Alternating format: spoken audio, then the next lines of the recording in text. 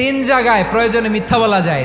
এক নাম্বার, আপনার ওয়াইফকে খুশি করার জন্য, সে একটু এরকম না বলে একটু কৌশল করে বললে খুশি হবে, ওটা বলা যায়। দুই নাম্বার, জীবন মরণের ব্যাপার, যান বাঁচানোর জন্য একটু কৌশল করে ঘুরিয়ে বললেন, এটা জায়েজ। তিন নাম্বার, দুইজন ঝগড়া লাগছে তাদেরকে মিলিয়ে দেওয়ার জন্য কৌশল করে একটু মিথ্যা বলা, ঘুরিয়ে বলা যায়। দুইজনের মধ্যে দেখলেন যে সম্পর্ক খারাপ, একজনরে বললেন, ভাই সে তো ওই দিন আপনার ব্যাপারে অনেক প্রশংসা। কি আমার ব্যাপারে প্রশংসা? কি বললো? এই বললো আপনি নাকি এই করছেন ওই করছেন, অনেক প্রশংসা। লোকটার মন খুশি হয়ে যাবে তার ব্যাপারে, ঠিক কিনা?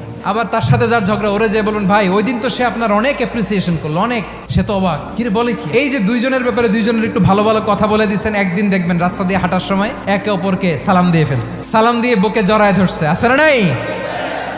আবার মিলমিশ হয়ে গেছে। কিন্তু আমাদের স্বভাব হইলো, দুই প্রতিবেশী যদি একসাথে বসে একসাথে হাঁটে, দূর থেকে দেখলে আমাদের জলে, আছে না নাই?